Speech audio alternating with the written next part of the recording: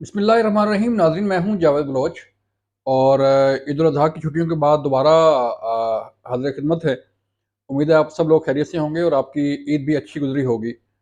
मामला जो दिखाई दे रहा है वो आने वाले इलेक्शन में एक बड़ी तब्दीली जो है वो आने वाली है और जो सियासी इत्तेहाद बनने जा रहे हैं वो इंतहाई अहमियत के हामिल हैं। और फिर वज़ीर-ए-आज़म ने भी ये ऐलान कर दिया है कि उनकी आखिरी जो मुद्दत है हुकूमत की, वो 12 या 13 अगस्त को जो है वो ख़त्म होने जा रही है।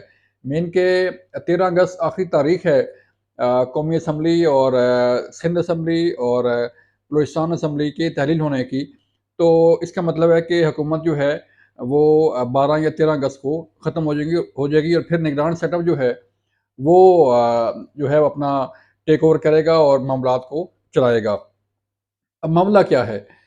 मामला नाज़रीन ये नज़र आ रहा है कि आपके इल्म में है कि तहरीक-ए-इंसाफ के चेयरमैन के ख़िलाफ़ नैब में भी तहक़ीक़ात जारी हैं।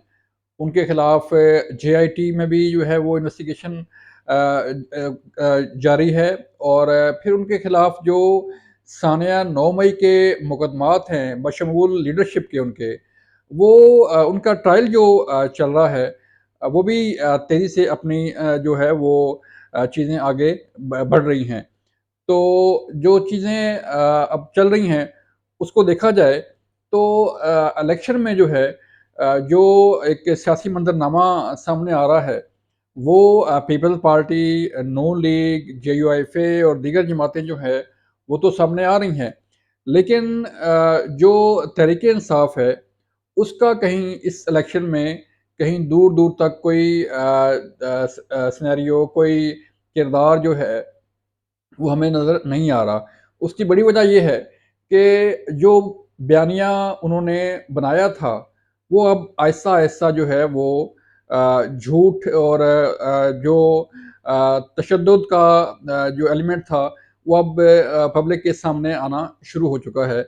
जैसे सानिया नौमी के किरदारों के बयानात आपके सामने हैं, जैसे शोहदा की फैमिलीज़ के जज़्बात आपके सामने हैं, जैसे फ़ौजी तनसीबात पर हमलों की जलाओ-घराओ की फुटेज जो है वो दुनिया के सामने है। तो फिर आहिस्ता-आहिस्ता जो इंटरनेशनली एक चीज़ जो है वो सामने आ रही थी कि इस सानिया 9 मई के आड़ में इंसानी हकूक़ की खिलाफ़ वर्ज़ी हो रही है, वो भी आहिस्ता-आहिस्ता ज़ाहिर होना शुरू हो गया है। और दुनिया को ये चीज़ बावर कराई जा रही है कि अगर कहीं कोई वायलेंस होती है, अगर कहीं कोई खिलाफ़ कानून बात होती है या कोई एक्ट होता है तो उस पे कार्रवाई करना किसी भी हुकूमत का जो है वो मैंडेट है। किसी भी हुकूमत का जो है वो हक है कि वो अपनी तनसीबात को महफूज़ बनाए, अपनी अवाम की जान-ओ-माल को महफूज़ बनाए और अपने मुल्क के कानून पर अमल दरामद भी जो है वो करवाए। अब होगा क्या? अब जैसे दुबई में जो सियासी बैठक साबिक़ वज़ीर-ए-आज़म नवाज़ शरीफ जो है वो कर रहे हैं, पीपल्स पार्टी के को-चेयरमैन आसिफ़ अली ज़रदारी साहब जो है, वो भी दुबई में उनकी मुलाकातें हुईं। फिर बिलावल भुट्टो ज़रदारी की जो है मुलाकातें हुईं, फिर मरियम नवाज़ की मुलाकातें जो हैं उनको अगर देखा जाए तो एक बड़ा सियासी इत्तेहाद जो है वो बनने की इत्तलात हैं आइंदा आने वाले इलेक्शन में। क्योंकि 12 तारीख को मौजूदा हुकूमत जो पीडीएम की है वो ख़त्म हो जाएगी और उसके बाद निगरान सेटअप जो है वो अपना काम शुरू कर देगा। तो जो आने वाले इलेक्शन है, उसमें जो सियासी इत्तेहाद बनने जा रहे हैं, उससे लग रहा है कि मरकज़ में, पंजाब में, सिंध में, केपी में और बलूचिस्तान में जो है इसी सियासी इत्तेहाद की हुकूमतें जो है वो सामने आएँगी। अब जो फ़ॉर्मूला जिस पर बात हो रही है, जो हमारे ज़राए बता रहे हैं, उसमें 2-3 चीज़ें हैं। नंबर 1, वफ़ाक में प्राइम मिनिस्टर जो है वो किसका होगा और कौन हो सकता है? नंबर 2, पंजाब में हुकूमत किसकी होगी और वहाँ पर कोलिशन जो है वो किस पार्टी के साथ किया जाएगा, इस पे बात हो रही है। नंबर 3, सिंध जो है वो पीपल्स पार्टी को बता दिया गया है कि सिंध आपका है, आप वहाँ पे हुकूमत करें। नंबर 4, केपी जो है वो जेयूएफए और एएनपी के दरमियान वहाँ पे कोalition जो है वो बनने जा रहा है। नंबर 4 बलूचिस्तान में जो है एक मखलूत हुकूमत के लिए पीपल पार्टी और नून लीग आपस में मशावरत कर रही है कि किस तरह बलूचिस्तान की सियासत को आगे बढ़ाया जाए। अब जो चीज़ें इस पर अमल दरामद कैसे होगा? इस पर अमल दरामद करने के लिए मियाँ नवाज़ शरीफ साहब को ज़रदारी साहब ने हमारे ज़राए बता रहे हैं कि उन्होंने ऑफ़र किया है सीट एडजस्टमेंट की। आसिफ अली ज़रदारी साहब ये चाहते हैं कि पंजाब में उनको एक ड्यू शेयर जो है वो मिले और सिंध में अगर नून लीग के कैंडिडेट खड़े हों तो वहाँ पर उनको सपोर्ट की जा सकती है। लेकिन वहाँ पर एमक्यूएम मौजूद है, वहाँ पर जमात-ए-इस्लामी मौजूद है, वहाँ पर पीपल्स पार्टी जो है वो मौजूद है। लिहाज़ा नून लीग का वहाँ पर सिंध में कोई ऐसा शेयर बनता नज़र नहीं आएगा। लेकिन नून लीग की ये कोशिश है कि वो पंजाब से और दीगर मुख्तलिफ इलाकों से कौमी असम्बली की सीटें जो है वो इतनी जीत कर सामने आए कि उनका वज़ीर-ए-आज़म जो है वो जो है वो बनने की राह हमवार हो जाए। अब मामला क्या है? मामला ये नज़र आ रहा है कि एक तरफ इस्तेहकाम पाकिस्तान पार्टी जो है उसमें जो इलेक्टेबल थे तहरीक-ए-इंसाफ के वो वहाँ पर खड़े हैं, उनकी अपनी एक स्ट्रैटेजी है।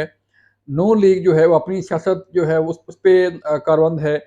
पीपल्स पार्टी अपनी सियासत कर रही है और जेयूएफए जो है वो केपी को कैप्चर करने के लिए, केपी में अपनी हुकूमत बनाने के लिए जोड़-तोड़ में मसरूफ़ अमल है। चूँकि गवर्नर वहाँ पर केपी का है, जो है गवर्नर केपी जो है वो जेयूएफए से हैं और लिहाज़ा उनकी वहाँ पर जोड़-तोड़ जो है वो ज़्यादा मौसर तरीके से आगे बढ़ रही है। अब जो हालात हैं, एक तरफ तो इलेक्शन कमीशन ने निशान अलॉट करने के हवाले से, बैलेट पेपर छिपवाने के हवाले से और जो दीगर इंतज़ामात हैं इलेक्शन के लिए, उस पर काम तेज़ कर दिया है और दरख्वास्तें भी तलब कर ली हैं कि इस पार्टी को जो है वो क्या निशान चाहिए, किस तरह का निशान चाहिए, उस तरह की जो है वो चीज़ें अब सामने आना शुरू हो चुकी हैं। अब मामला क्या है? मामला ये है कि दुबई का जो सियासी इत्तेहाद है, अगर ये किसी सिरे चढ़ता है तो फिर मामलात जो है वो ठीक तरीके से आगे बढ़ते रहेंगे। अगर ये सियासी जमातें जिनमें मेजॉरिटी जो है, जो मेजर शेयर है वो पीपल पार्टी और नून लीग का है, अगर इनमें कहीं इत्तेहाद या सीट एडजस्टमेंट नहीं होती तो फिर चीज़ें जो है वो बिखरती हुई आपको नज़र आएँगी।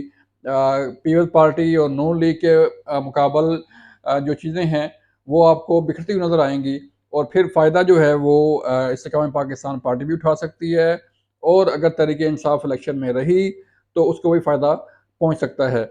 लिहाज़ा जो सबसे बड़ी प्रायोरिटी है वो ये है कि जो सीट एडजस्टमेंट है मुख्तलिफ इलाकों में, मुख्तलिफ अज़ला में, जहाँ पर नून लीग की सपोर्ट ज़्यादा है तो नून लीग को जो है वो सपोर्ट किया जाए। जहाँ पर पीपल पार्टी के कैंडिडेट स्ट्रॉन्ग हैं तो वहाँ पर पीपल पार्टी के कैंडिडेट को जो है वो आगे आने का मौका दिया जाए। तो इस तरह की चीज़ें जो हैं वो सामने आ रही हैं, लेकिन नून लीग मियाँ नवाज़ शरीफ को दोबारा वज़ीर-ए-आज़म देखना चाहती है और उसके लिए भरपूर तरीके से कोशिशें की जा रही हैं। जो चीज़ें सामने आ रही हैं कि बिलावल भुट्टो ज़रदारी साहब जो है वो वज़ीर-ए-आज़म हो सकते हैं, मरीम नवाज़ शरीफ साहबा जो है वो वज़ीर-ए-आज़म हो सकती हैं। लेकिन जो पहली प्रायोरिटी है, वो ये है कि मियाँ नवाज़ शरीफ साहब को दोबारा वज़ारत-ए-उज़्मा की सीट पर तमाम लोग, तमाम शख्सियात जो है वो देखना चाहती हैं, स्पेशली नून लीग की। तो मियाँ नवाज़ शरीफ साहब की वापसी के लिए जो है वो चीज़ें हमवार होना शुरू हो गई हैं। आप अगले हफ़्ते ईद के फ़ौरी बाद जो मूवमेंट देखेंगे कि उनकी वापसी के लिए किस हद तक राहें हमवार होती हैं और जो नया कानून बना है तौहीन नाअहली के हवाले से कि उसकी नाअहली की मुद्दत जो है वो 5 साल तक की होनी चाहिए। उसका फ़ायदा जो है वो किस तरह उठाया जाता है और जो नैब के केसेस हैं, आपने देखा लाहौर में भी जो है उनके केसेस ख़त्म हुए और इस तरह जो पिंडी नैब के केसेस थे, वो भी ऑलमोस्ट ख़त्म हो चुके हैं और सिर्फ़ जो उनकी नाअहली की मुद्दत है, उस पर जो है वो फ़ोकस किया जा रहा है कि किसी तरीके से जो है उनकी जो नाअहली की मुद्दत है, वो ख़त्म हो जाए। अब मामला ये है कि अगर अगस्त में गवर्नमेंट ख़त्म होती है तो अगस्त और सितंबर सितंबर 16 तक जो है वो चूँकि एक पहले भी एतराज़ कर चुकी है नून लीग की हुकूमत भी, वज़ीर-ए-आज़म भी और उनकी अपना सियासतदान भी, उनकी जो टॉप लीडरशिप है चीफ़ जस्टिस उमर अता बंदयाल साहब के मुतल्लिक जो उनके ख़यालात हैं, जो उनकी जो चीज़ें सामने आ रही हैं, उससे भी नून लीग को और पीपल्स पार्टी को काफ़ी तहफ़्फ़ुज़ात हैं। तो देखना ये है कि अगर हुकूमत जो है वो अगस्त में ख़त्म होती है तो फिर इंटरिम सेटअप में मामलात किस तरफ जाएँगे, ये बड़ा अहम सवाल होगा। जो भी हालात हुए आपको हम अपडेट रखेंगे। अपना ख़्याल रखिएगा। अल्लाह हाफ़िज़।